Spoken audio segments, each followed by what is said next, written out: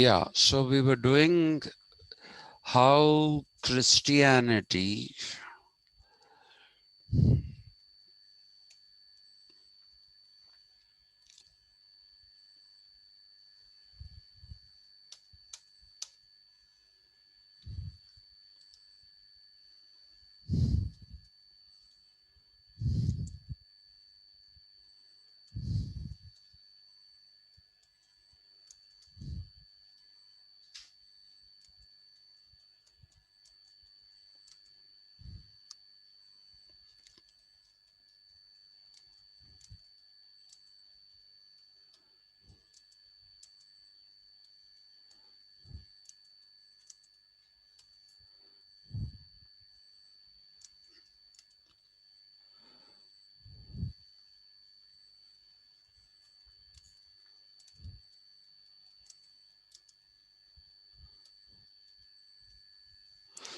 this is what we were doing. Okay, and this happened mainly due to Emperor Constantine, who decided that they will adopt Christianity as the official religion of the Roman Empire. Uh, so that is how we find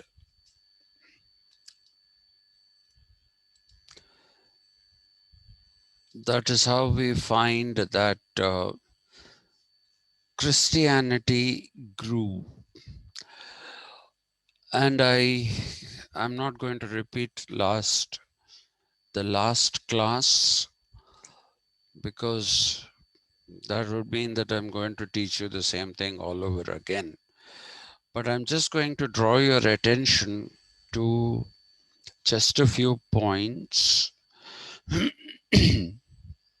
And those points are that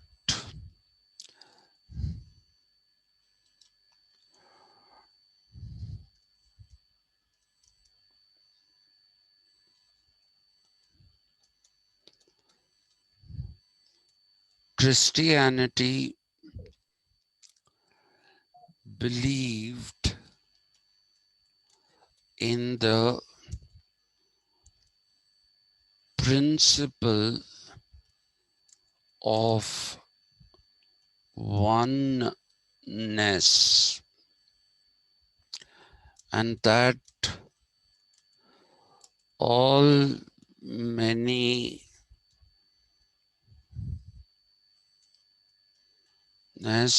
comes out of this oneness and returns back to that oneness. That is what is the Christian principle. And they introduced creationism.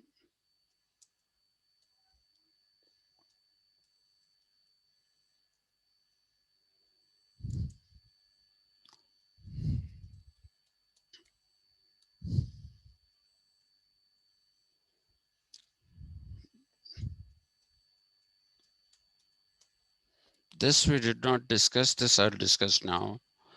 They introduced creationism and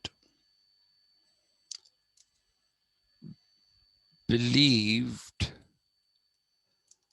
that the true monarch of the world was God, and that the representation of God on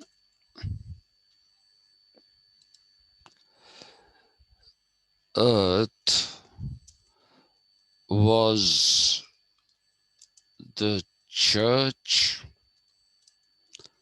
and its head, the Pope was the direct representative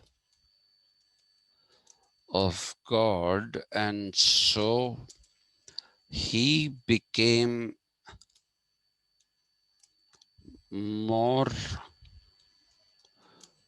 powerful than the emperors and kings.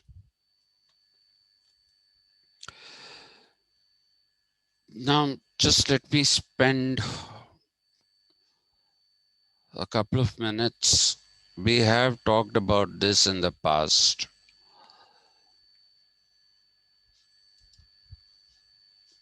This whole thing of creationism. Okay, today we believe in the Darwinian theory, which says that the human species evolved.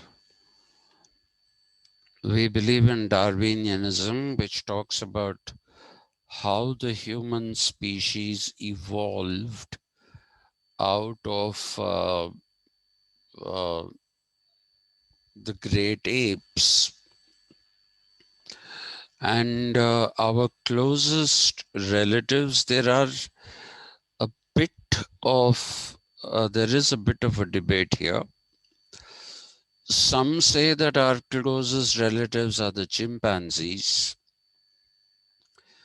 Uh, the others believe that, others meaning the scientific community, they believe that we are probably closer to the orangutans rather than the chimpanzees.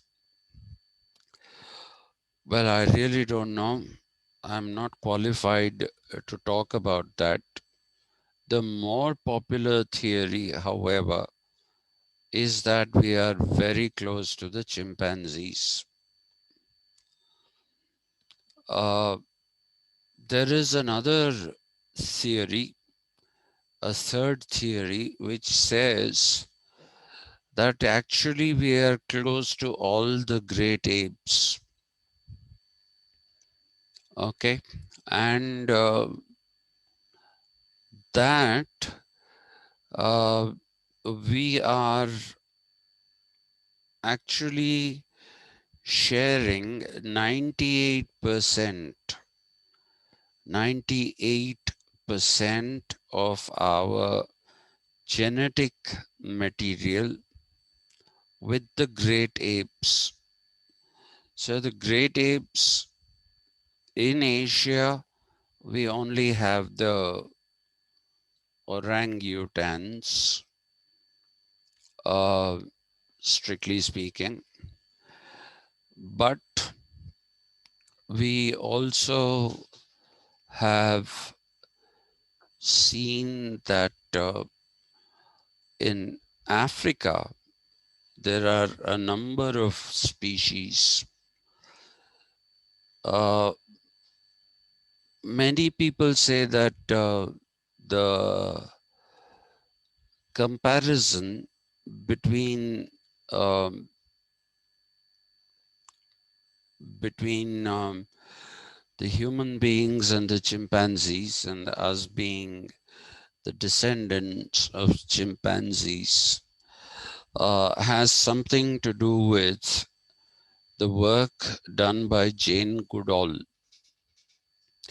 Jane Goodall chose to work with chimpanzees in Africa, but even the gorillas, especially the silverback gorilla, which is one of the biggest of the great apes, this particular uh, gorilla is supposed to be quite close to us, as are the other gorillas anyway. But there are people who have done work on those which are called bonobos, Bonabo, bonobo. They look like chimpanzees, but they are slightly bigger than chimpanzees, and uh, these are supposed to be closer. I saw this wonderful video um, made by, I saw it many years ago. So at this point in time, it's kind of difficult to remember who it was that made that video. They taught this bonobo, uh, not one bonobo, they taught three bonobos the English language. The bonobo cannot vocalize the way we do because of the structure of the uh, tongue and all that.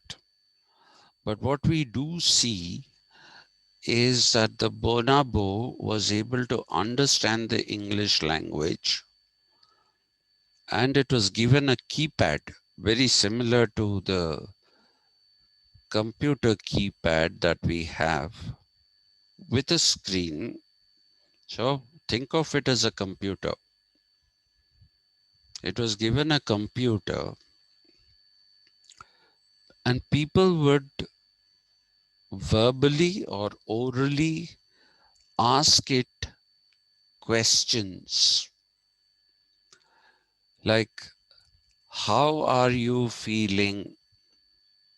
That those bonobos had names. Again, my apologies for not remembering that. And they would type with one finger, they would type the reply. Not one word replies, but they would type with, they would type sentences, sentences that are grammatically correct, sentences that are grammatically correct. So the Chomskyan argument that structures of language are built into our brains apparently holds true even for the great apes. They can communicate in a human language, except that they cannot speak. They cannot speak because of the way their oral cavity is constructed, the tongue structures and all that. So this is how one would look at the Darwinian theory of evolution. So that somehow becomes a compelling evidence that yes, we probably evolved out of the great apes. And it's not just the great apes that we draw our evolution to. We also draw our evolution to the, I won't call it humble, it's anything but humble, the terrible monkeys that we live with in cities now. Hyderabad has its own share of monkey problems. I have a share. They come and periodically destroy all our plants. These are called the rhesus macaques. what we refer to as a monkey, the technical name for that is the rhesus macaque, which is R-H-E, let me, no, I don't want to put that here. R-H-E-S-U-S, rhesus macaque is M-A-C-A-Q-U-E,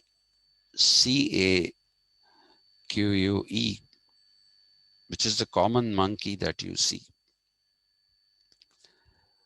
Uh, so there is the rhesus macaque, to which we draw our relationship while looking at what blood group we have. In deciding the blood group that we have, you have this, what do we call, the rhesus factor, which gives you that plus or minus, or positive or negative. We say B positive, B negative. All these are the negative or positive is the rhesus factor, but that is in the common things. This also is something that gets used in determining some kinds of blood groups which are rare. I can't remember those now. I can't remember those now. And the rhesus factor is also very important in patients of thalassemia, Thalassemia. So today people will, shut up.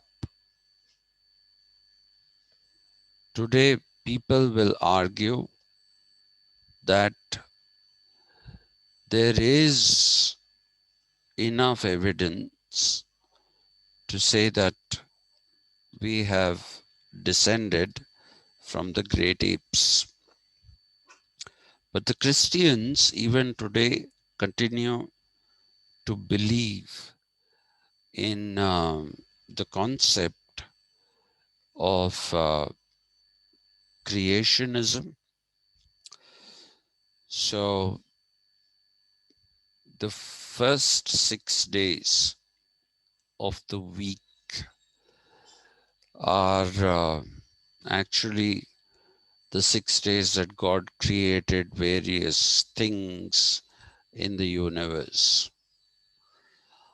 And he was tired after 6 days, and hence he took rest on the seventh day. The seventh day of the week is Sunday, though we write it as the first day nowadays. The airlines are the only ones that follow Monday as the first day of the week. They don't follow Sunday as the first day of the week globally. Okay, this is for various reasons, drawing up calendars and in creating a weekend and that kind of stuff. Anyway, so what we see is this idea that God created. So the whole world is God's creation, right? And since God created the universe, God is the true monarch of the world.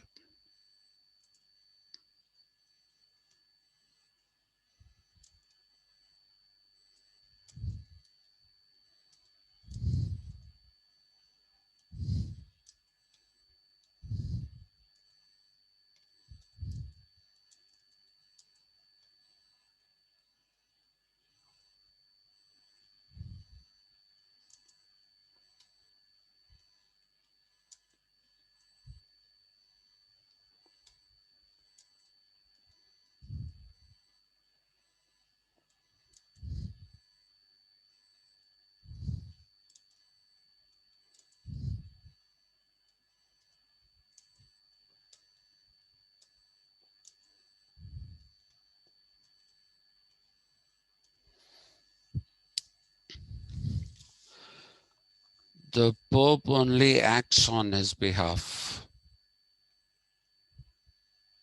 Okay? He does what God tells him to do. That was what was a belief perpetuated by the popes and the Christians. Now, you will find that I told you the story of Sabbath and Shabat, right? No, sir. No or yes? No. Okay, this word Sabbath, Sabbath,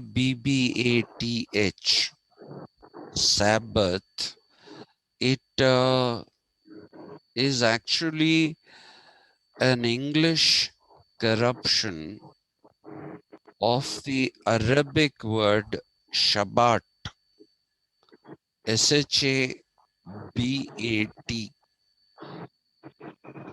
Now, if you actually look at uh, if you actually look at Sabbath, it is used as the day of rest. God took rest on Sunday, so Sunday is the day of the Sabbath, or the day that he took rest. And the Christians, therefore, believe that on Sunday you should not do any work. You should only pray, go to church, listen to a sermon. You should do minimal things like cooking, eating, and taking and doing no work, but resting on the rest, in the rest of, on, God knows that sentence has gone somewhere. Taking rest on Sunday. You should do only these things, nothing more. So that's how we have the weekly off. And that is why the Sunday is the day that we have a week off. Originally, the Jews also had Sunday as the day of their Sabbath. Okay, not also. They had their day as Sunday, the day of the Sabbath. But when the Christians also decided that they'll have their Sabbath on Sunday, the Jews decided that they can't have the same day as the Christians because they believe that Jesus Christ is a fraud. They don't believe in Jesus Christ, though they are in the same tradition of Abrahamic religions. Moses had predicted the coming of a prophet, and Jesus claimed that he was that prophet, but the Jews refused to believe that he was that prophet. So they are still waiting for the prophet that Moses said would come. So they don't believe in Jesus, and therefore they did not want to share the day of the Sabbath as Sunday with the Christians, and so they moved their day of Sabbath to Saturday. And since they're a very powerful community in terms of money and their political reach in America, they even managed to argue as to why the Americans should have only Sunday as their holiday. The Jewish Sabbath, which they said is Saturday, should also be a holiday. And since they are such a powerful uh, community and they control most of the businesses, America decided to go in for a 5-day week. For a 5-day week, because they made the day of the Jewish Sabbath also a holiday. That is how Americans have both Saturday and Sunday as the days which are off. The Muslims have Friday, but you must understand all these came from the word Shabbat, Shabbat, Shabbat. What does Shabbat mean? Shabbat is something that is synchronized with the lunar calendar. Okay.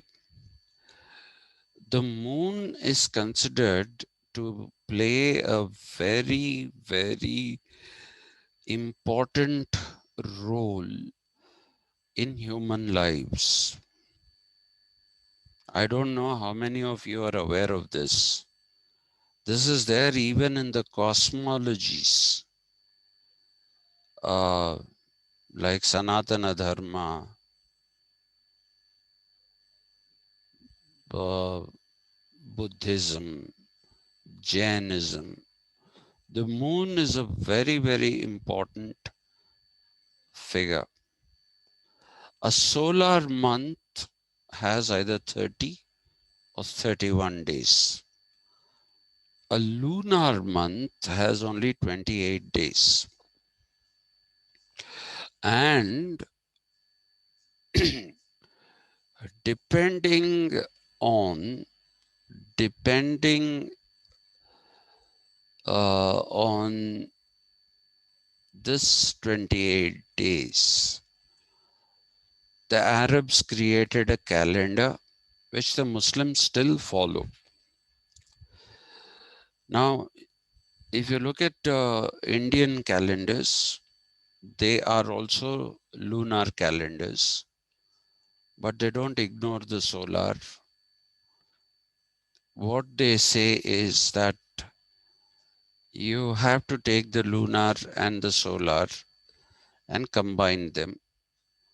And therefore, in the calendars that you find in India, you find this Adhik Mas or Shunya Mas. Mas is a month.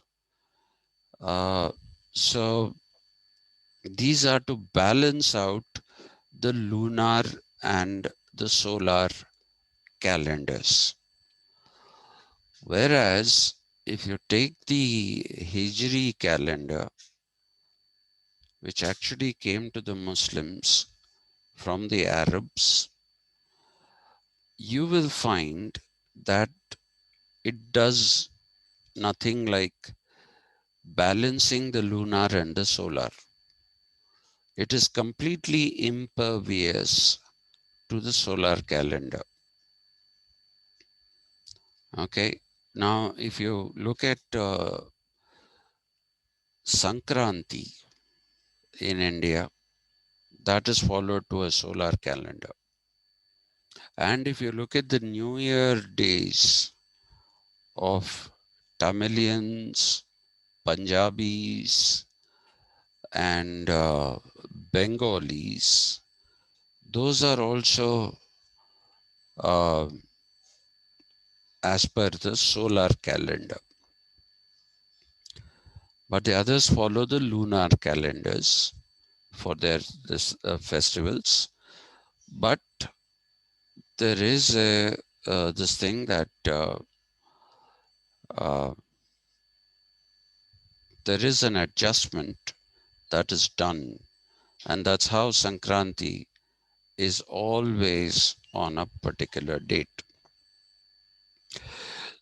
which is 13th, 14th, 15th. Now, if you, of January, sorry, the moon's tides, the moon's tides are the ones that also affect, sorry, what am I saying? Moon's tides. The waxing and waning of the moon has its own effect on the earth. The best example of that is the tides that you see in the sea. Can anyone tell me why is second Saturday a holiday? Now, of course, the banks also have fourth Saturday as a holiday. We have understood why Saturday became a holiday for the Americans and consequently to all the other parts of the world, including ours. There are only a few places still left, like Usmania University and schools, which give you second Saturday off. Does anyone have an idea why second Saturday off?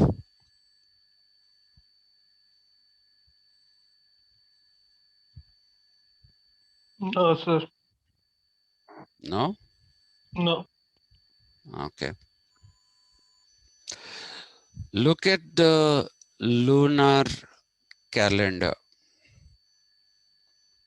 Lunar calendar is 28 days.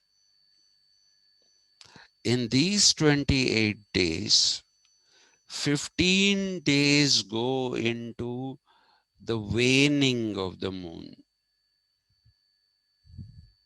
Waning meaning the shadow of the earth keeps falling on it more and more, and therefore you don't see the full moon, right? You don't see the full moon. You also see the crescent, which the Muslims worship with a star there. The crescent that you see just before the new moon, which is Amavasya, according to the Indian calendar. Now, if you look at what happens after that, you have the waxing of the moon, which means the moon keeps getting bigger and bigger for the next 15 days. And as the moon is getting bigger, the tides of the seas are the ones that they rise higher, the water comes more inland, and the ancient druids, D-R-U-I-D, druid. Have you heard of this word? Druids. No, sir. Okay. The ancient druids were the ones who were in charge of Sir, the spelling.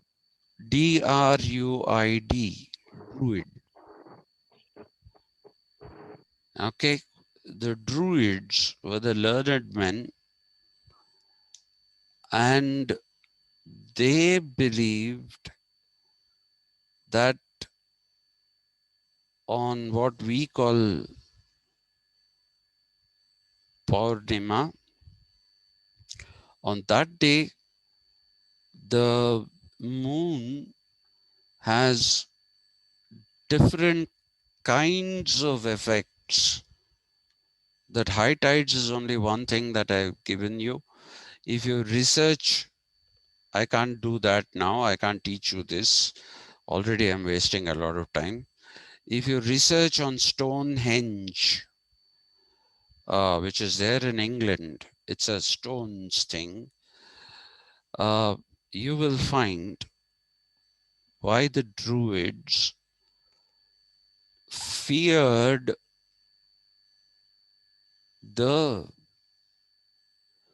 day that we call Purnami here, and that which is called the full moon in English, depending on what languages these wonderful people were using. We don't know. They were using different kinds of languages. So they said on that particular day, venturing out is dangerous to the people. You shouldn't. So, second Saturday came to be a holiday, and it is something that coincides with the lunar cycle. It coincides with the lunar cycle. Nowadays, it's not like that, because nowadays, when we are following a solar calendar and saying second Saturday is a holiday, it need not necessarily be a day of the full moon. It need not be a day of the full moon. But the original second Saturday was a day of the full moon. Sorry. The original second Saturday was a day of the full moon, right? So that is how you will see the emergence of the second Saturday as a holiday, which predates Christianity, and probably even Judaism. Now, these are actually those which also can be found in the concept of the Shabat. The Shabat is nothing but the menstrual cycle that women go through.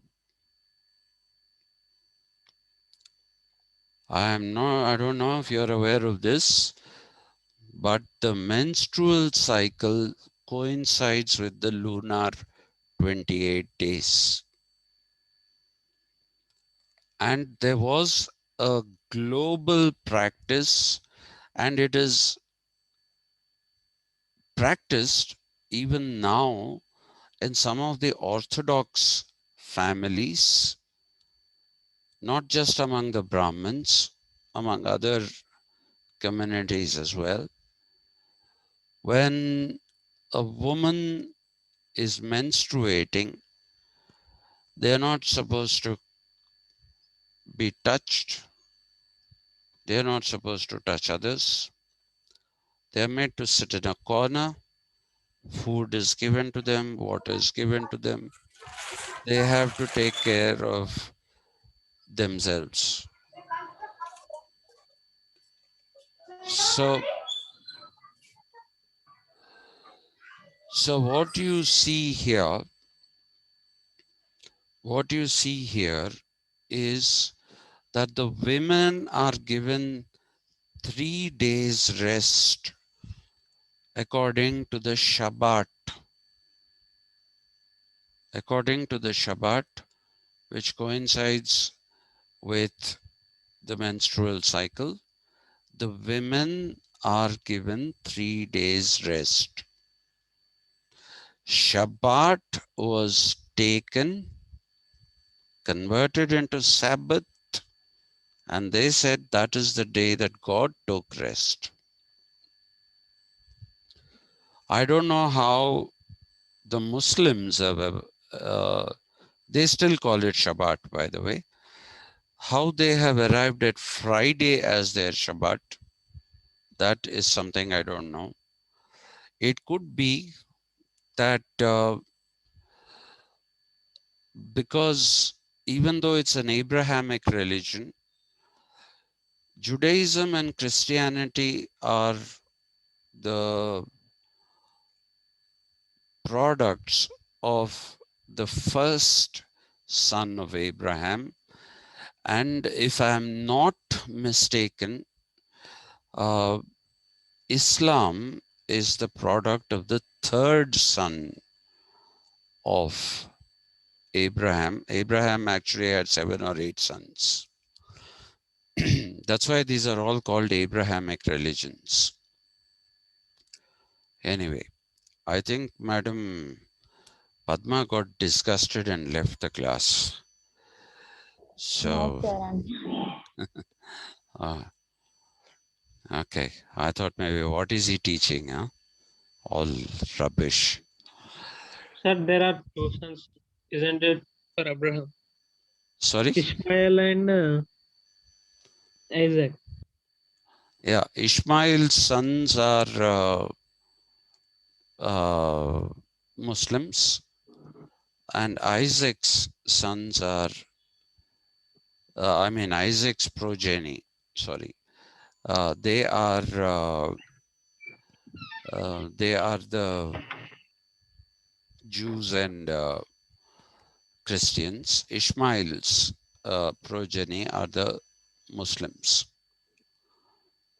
Okay, so anyway, so the moon has had this great effect on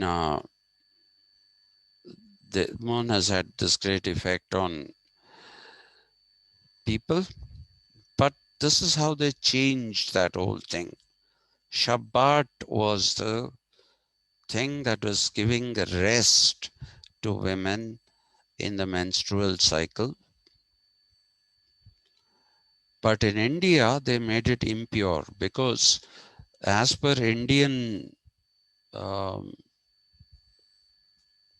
cosmology, anything that grows out of your body, anything that grows out of your body is considered to be dirty, filthy.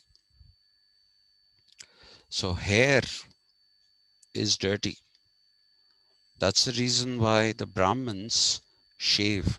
But I've never understood why they have that ponytail kind of thing at the back. I've never understood. A Brahmin is never supposed to shave his head fully. Never supposed to shave his head fully. Nails are dirty because they grow. Needless to say, urine and feces, these are also considered dirty. And uh, even childbirth is considered to be impure. So if a child is born in a family, I don't know if you know this, I didn't know it for many years. If a child is born in a family, then you don't visit that family for 11 days. You go on the 12th day, because 11 days that whole family is considered to be impure. The house in which a child has been born. It's not just death which is considered impure, even birth is considered to be impure because the child comes out of the woman's womb. So that's why it's impure. Even childbirth is impure. So anything that comes out of the body or grows out of the body is considered impure. Okay. Now, some people say this is not there in the Vedas. From what I have read in the Vedas, I have not found it. I have not found it. Some people say this is a later addition of the Brahmanical religion. Quite possible. Quite possible, but that is the belief. Anyway, so let's get back to this. So that's how second Saturday, Sunday were holidays. For us, we never had holidays, weekly off. No, we had many days off for Navratris and those kind of things. So the system we are following today is a very Christian system. So since God is the true monarch of the world, you had this man,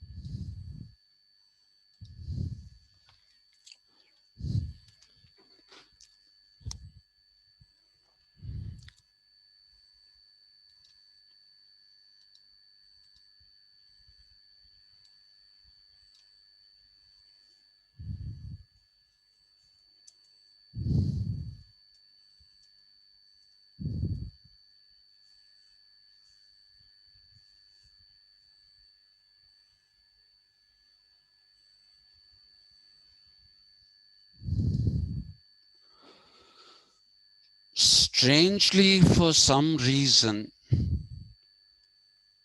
people don't call him Augustine. His name is always pronounced as Augustine. Okay, so you have Saint Augustine, uh, and Saint Augustine wrote a book,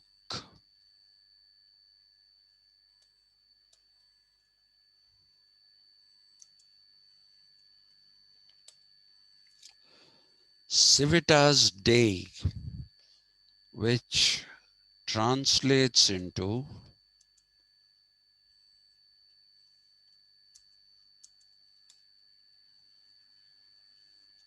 City of God.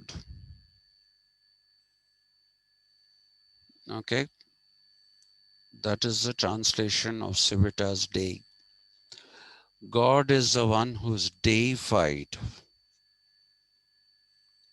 It's a very funny thing, considering the fact that you don't have deities in Christianity. Uh, Maybe it's because of the word, it's because of the word mutating over time. Dei is actually supposed to be divine. Okay, so deity, that you anoint or consecrate the idol. It becomes holy only when it is, according to Hindus who do it, it becomes only holy once it is consecrated or anointed. Now, what is this? It basically means pouring different kinds of oils on the deity or on the sculpture. And it also says that in doing so, in anointing that particular sculpture or consecrating it with various things, in that process, you are actually putting that good and positive energy that is there in you into that. And that is how it becomes sacred. So that's the process of deification, making something divine. Okay, so Civitas Day should possibly be City of Divine, but I don't know. It's been translated as City of God because they don't have the deification process. But anyway, in this, what we find is the echo.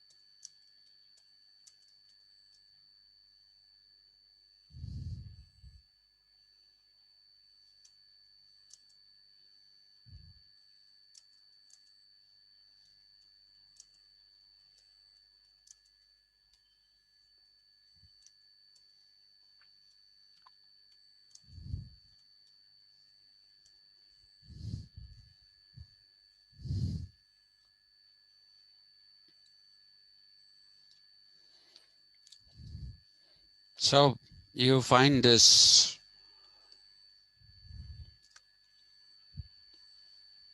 uh, God being the only monarch. So with starting with St Augustine, you have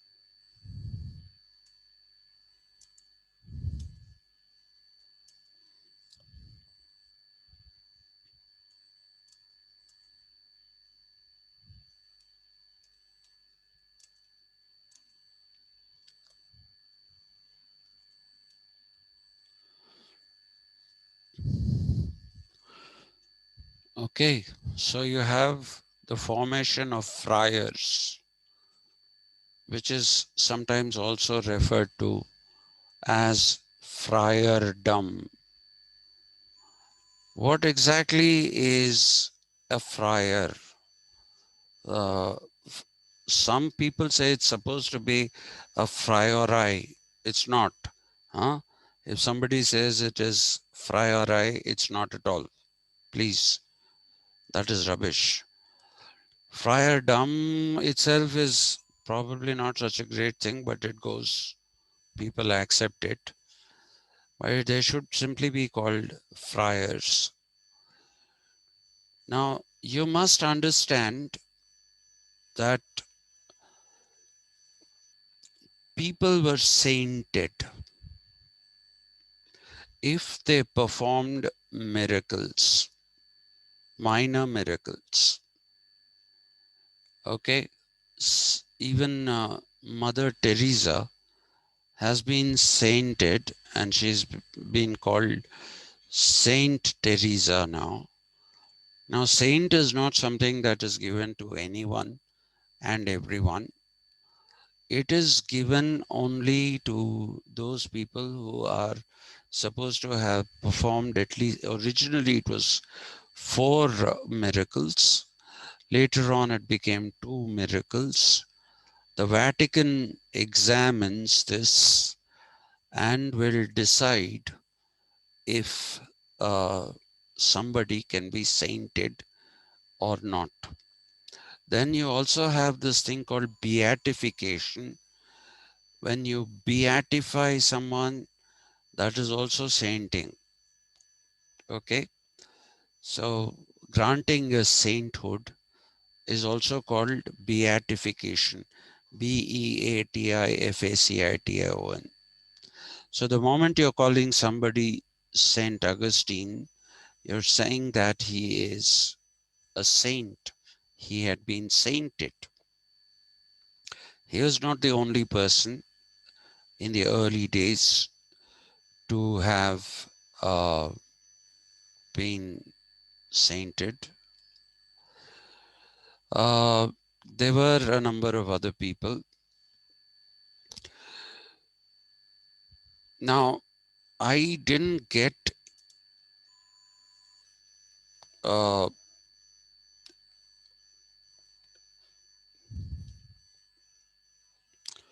information on Carmel. Okay, I didn't get reliable information on Carmel. There is a Mount Carmel.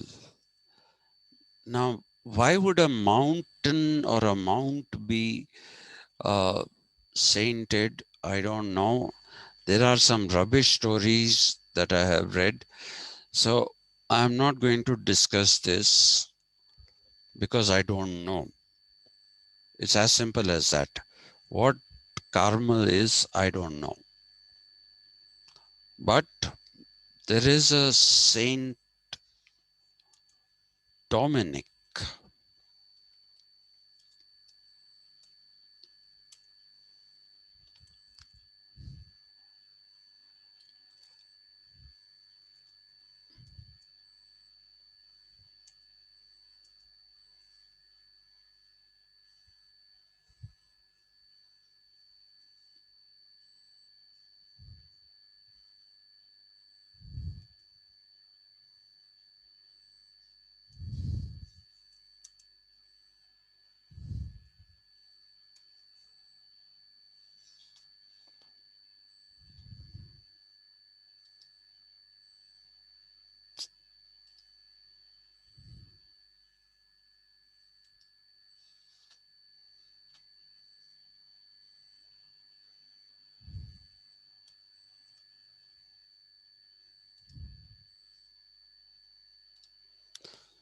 Why do people go in and out?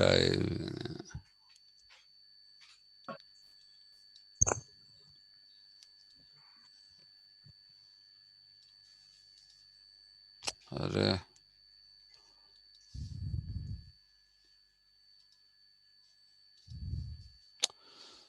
Jesus.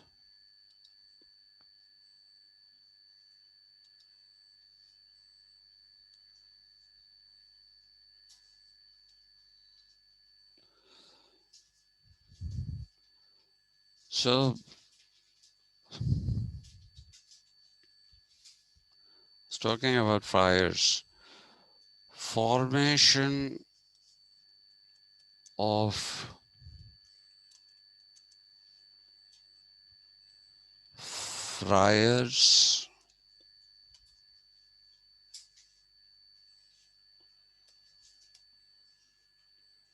sometimes called friardom, and usually these are named after those who have been sainted or beatified. So some of the friars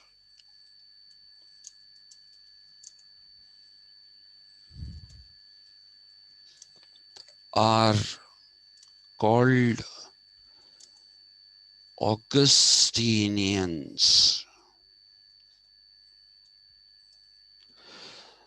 These are the followers of St Augustine.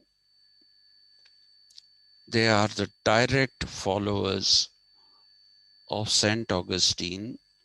So they are called Augustinians.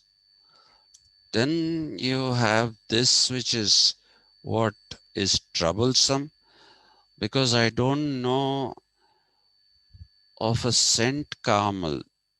I know about Mount Carmel, but I don't know about a Saint Carmel, and I could not find any reliable information to give you about this.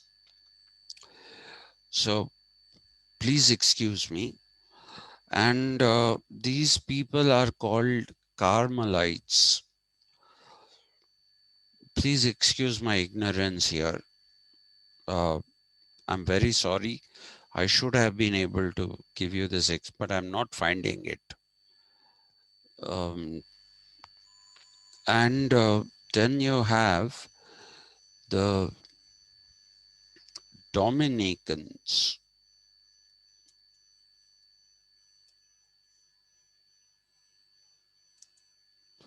named after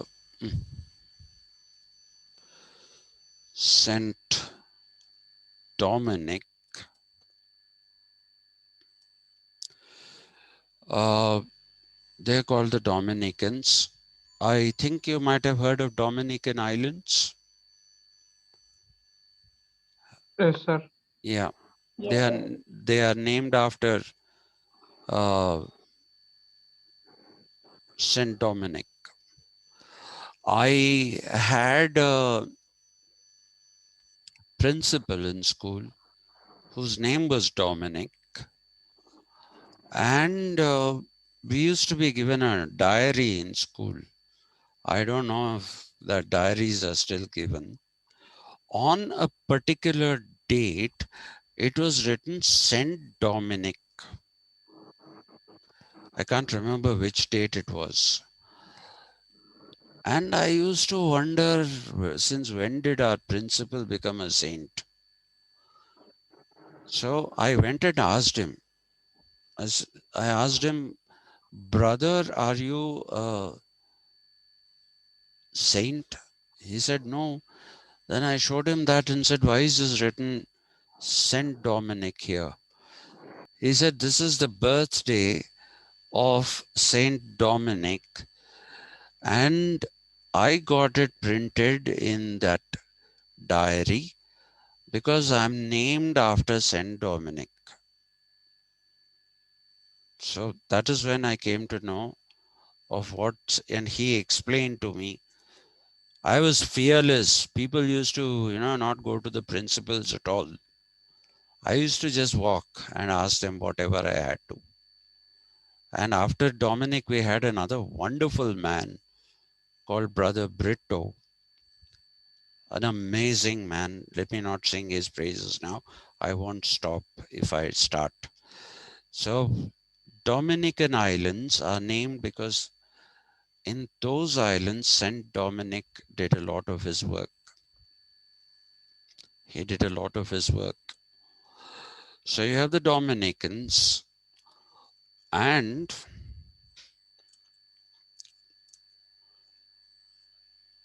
the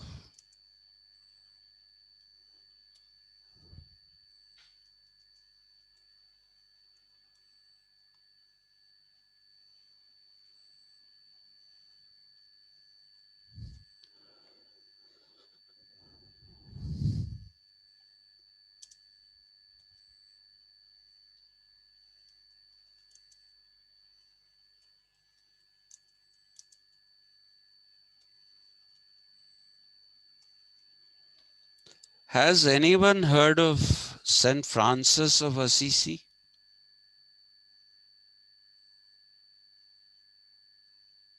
Anyone? Have you heard of St. Francis of Assisi? Yes, sir. Heard the name.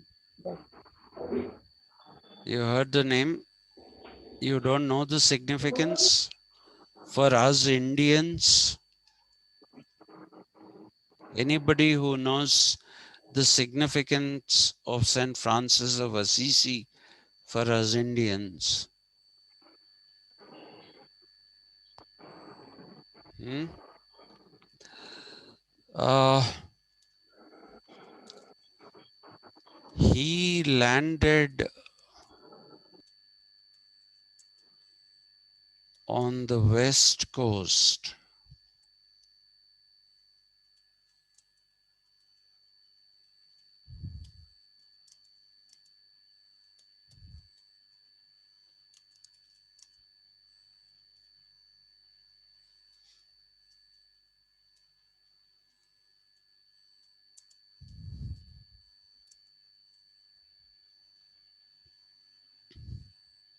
This was one of the original saints who came to India way, way before anyone, even before the Muslims came.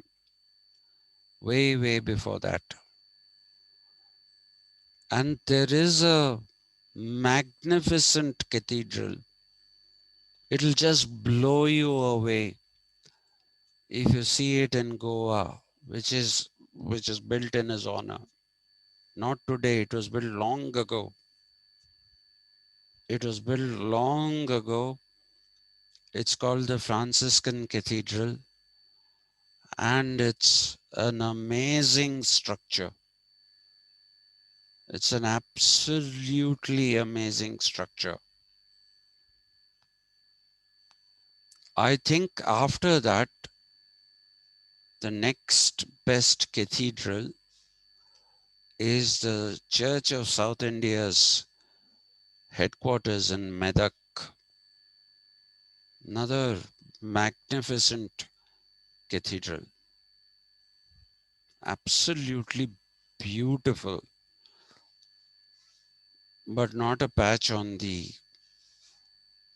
Goan church or the cathedral. The church is a smaller thing, a cathedral is a huge structure. Even sumos like me look very small in front of them. So, why am I talking about all these people to you now?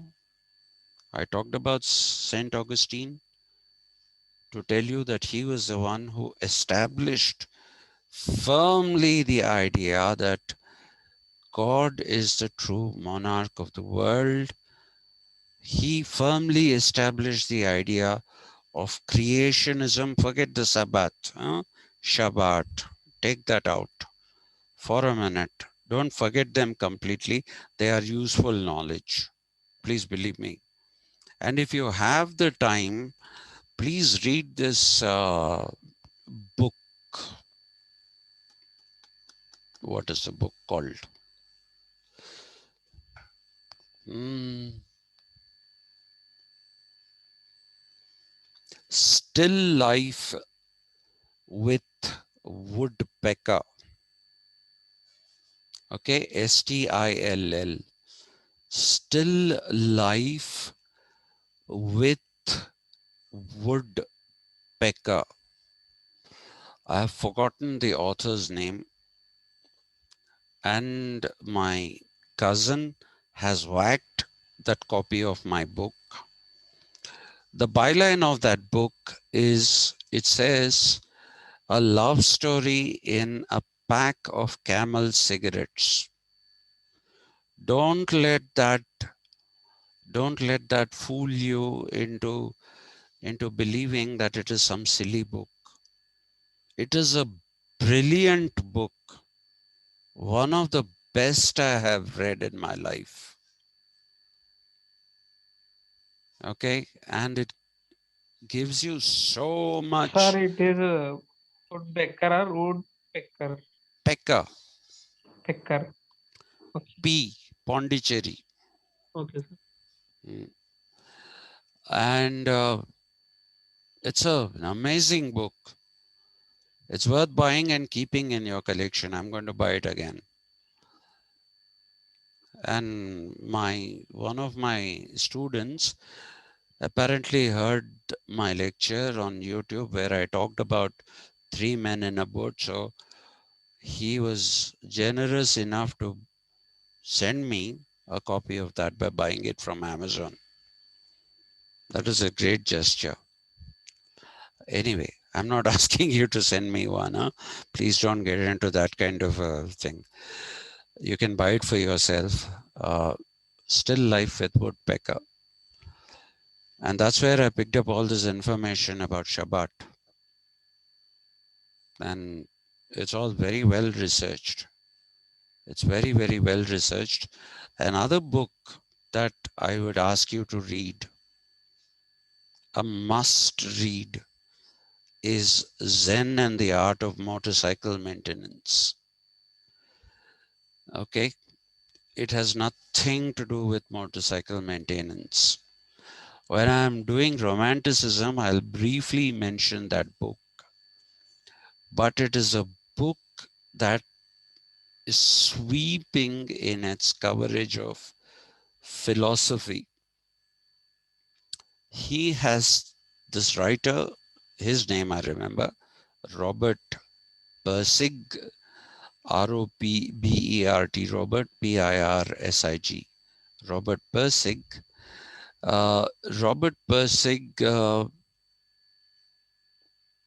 takes the central character of that book as Phaedrus, Phaedrus.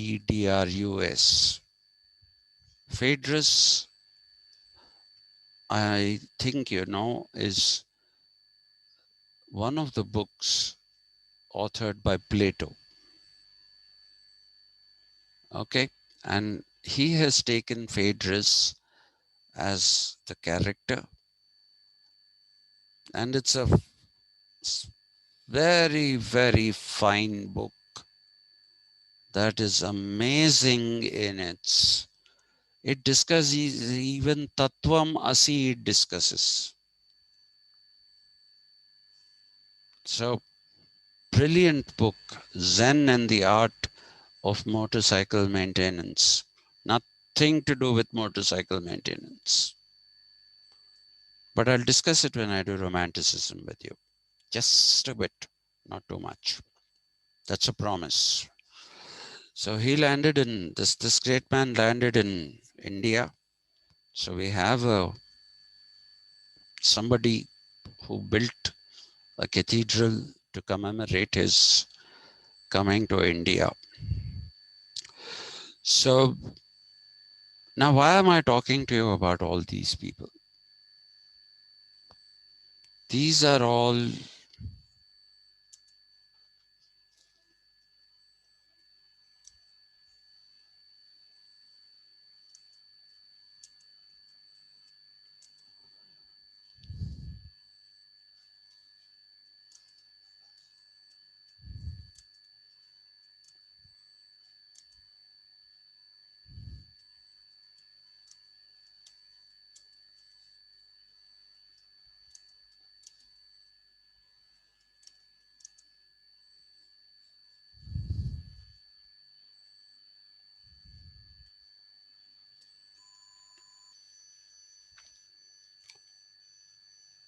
these are all people whose names have been used to create an order of friars.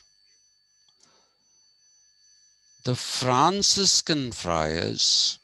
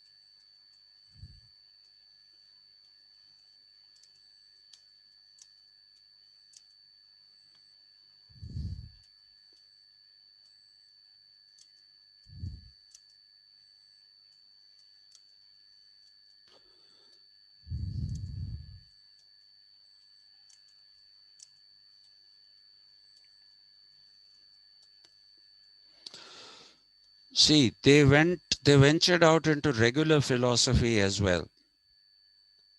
They ventured out into regular philosophy as well. The Franciscan Friars. Okay. And when I say their concerns were truly Catholic, it's not the church. The word Catholic means all encompassing.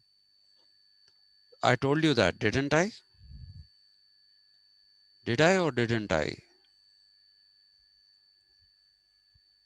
The word Catholic basically means all encompassing. The word secular also means all encompassing. When the Protestant church came into being, when the Protestant church came into being, that is the Anglican church under King Henry VIII, the Roman church used the word Catholic in order to say that it is the only church which is all encompassing. Otherwise, it does not have any religious meanings. It does not have, the word Catholic does not have any religious meanings. Neither does secular not have any non-religious, any religious meanings. Secular is also all encompassing. Okay, because Catholic was taken by the church, those who didn't want the church in everyday life, they took the word secular. Anyway, that is beyond the point. Now, with the passage of time, we find that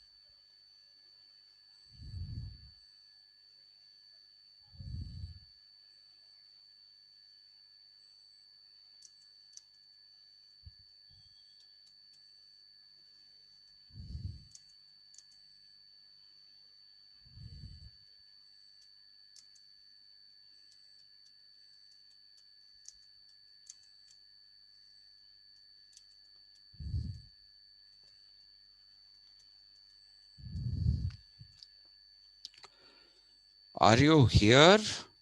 Is anyone here? Yes, Yes, sir. sir. Yeah, okay. So it uh, was becoming a very dominating and corrupt institution.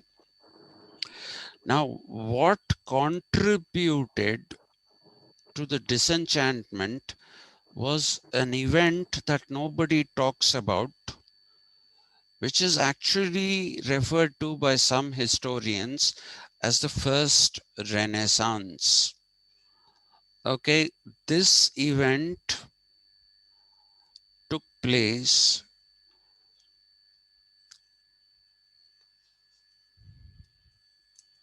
the first Renaissance is called the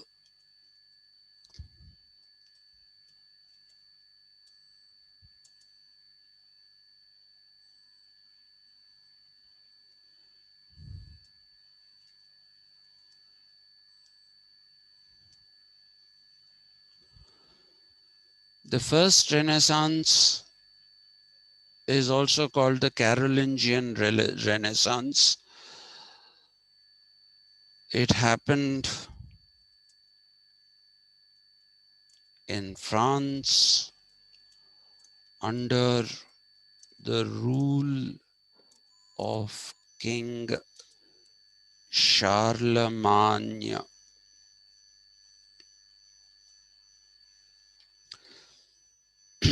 because it happened under his name, under Charlemagne, it came to be called the Carolingian Renaissance. So that showed certain things which many people considered to be not very correct in the church. Okay, so that is where you start finding challenges emerging to the church. The disenchantment led to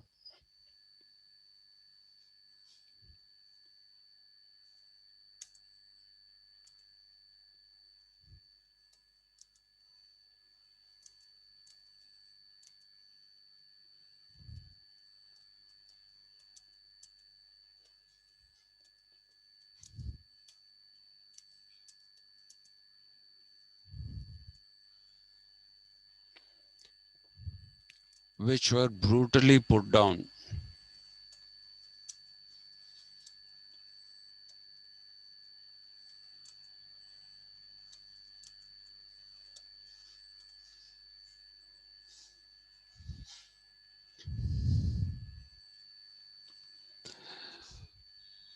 Now, among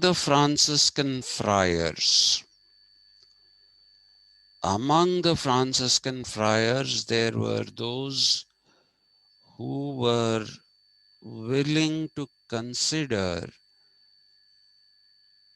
things outside of the Bible. So, first among those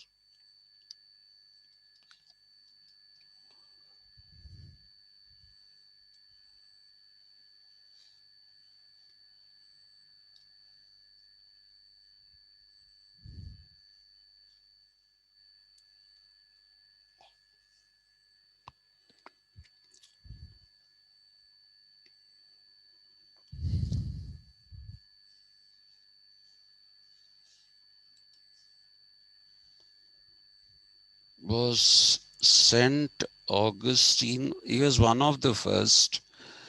I'm just putting his name immediately, who made allowances for human rationality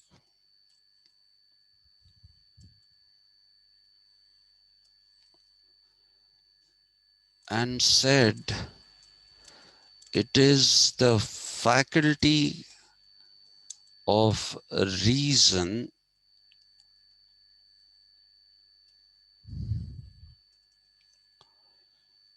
that enables people to understand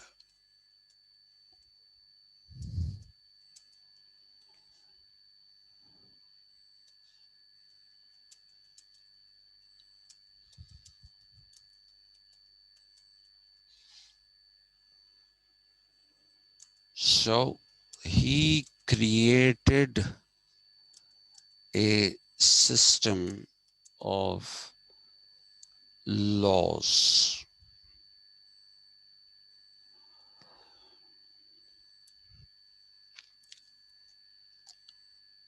Now, if I go into that system of laws, it is going to take a bit of a time. I was hoping to finish this today, but thanks to the Shabat,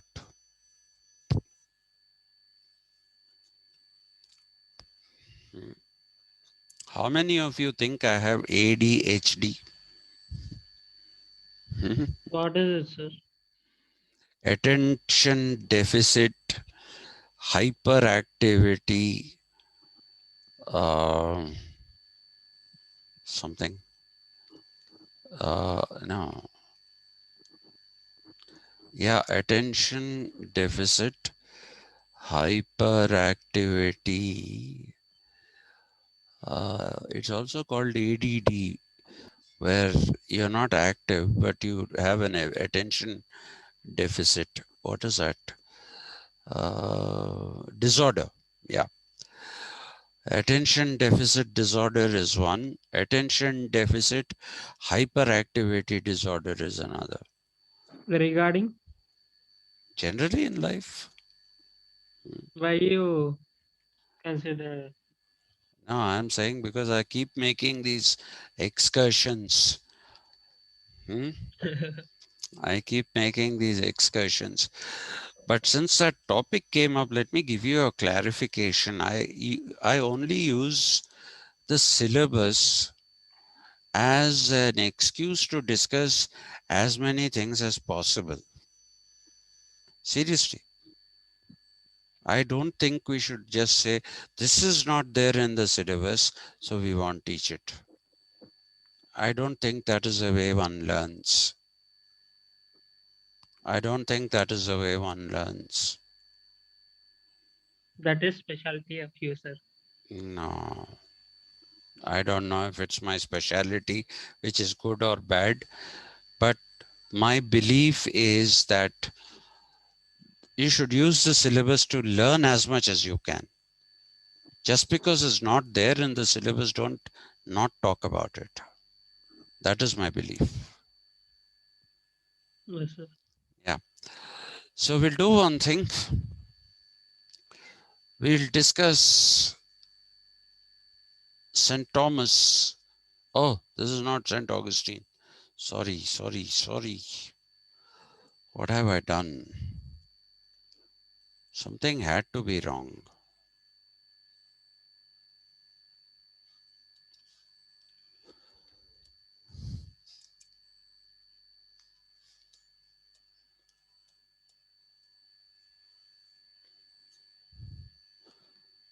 What am I doing? St. Thomas Saint Thomas Aquinas. Aquinas. What am I really doing?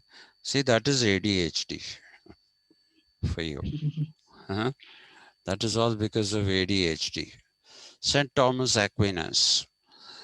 Uh, there is a felicitation for our Vice Chancellor on Monday in the department at 10 o'clock. And I don't want to miss classes because I'm falling behind. Uh, Therefore, I'm going to give him a call, apologize, and say I have to take my classes. I cannot come. I'll come and meet you personally later on. Uh, and from Monday, pain or no pain, we'll start the evening classes also so that we finish the syllabus on time. Is that acceptable? Yes, sir. Yes, sir. Yeah. So Monday onwards, we'll do the evening classes also. Please put out a notice that only this what is needed to be taught, not just the syllabus, but things around the syllabus which are a part of the syllabus. Just because they are not written there, you don't say they are not there. You know, unfortunately, we came to a situation where if you write Hegel, his notion of dialectic and state, that is what is written. Okay, so how do you ask a question? Write a note on Hegel's dialectic, or you say, write a note on Hegel's state. If you say, write a note on Hegel's positive law, people will say it's out of the syllabus. Why? Because it's not there either as, or if you say, write a note on Hegel's conception of the spirit, people will say this is out of syllabus. That's how it has become. I want to break that. I really want to break that. That's a terrible thing. Terrible, terrible thing to do. just using those two words. And if they're not there, then it's the question paper is out of syllabus. Come on, nonsense. Then one might as well give questions, right on Hegel, right on Plato, right whatever. I came up with a better idea. I came up with an idea that we should say, write any answer. Hmm? No need to put a question. Just say, write any answer. That's what we should do. Anyway, so we'll pick this up on Monday. Okay? And Yes. on Monday, I'll finish it. That's a promise. And we'll have two classes in the evening also, so that we get going full time, full speed, and finish things on time. Sir, Marcus Aurelius. You want to teach? I'm game for it. I am Okay, sir. completely. Huh? Okay, sir. I will. You will? Yes, sir. Okay. Just give me 2 days and let me finish some of the things, and then I'll let you do the teaching of Marcus Aurelius. Okay, sir. I'll be very happy. You don't have to do the full length. Even if you do 10 minutes, it's fine. Okay, sir. 10 minutes, 15 minutes.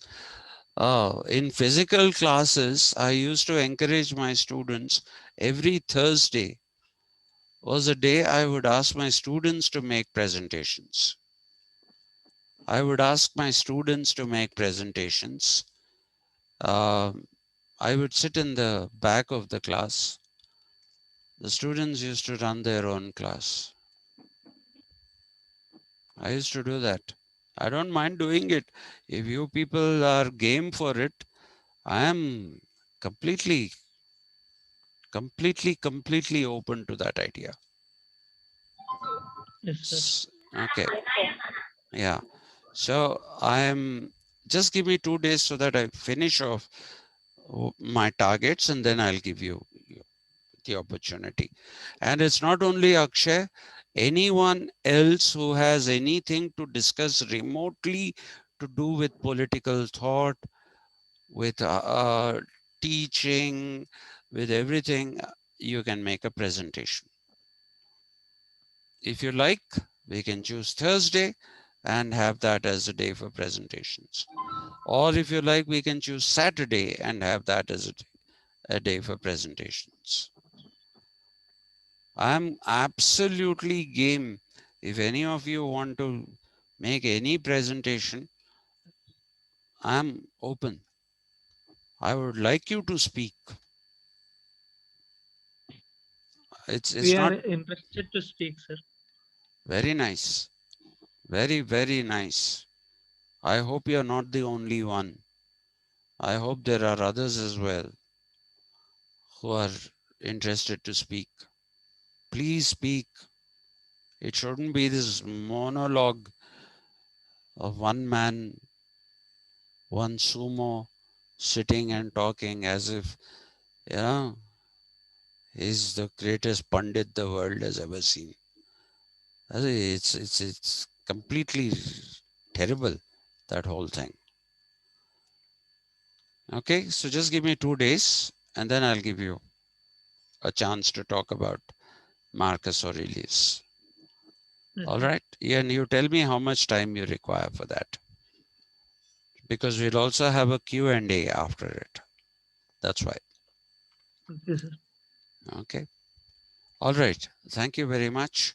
I think you have a class with Madam Yasmin. We have run over. Sorry about that. See you.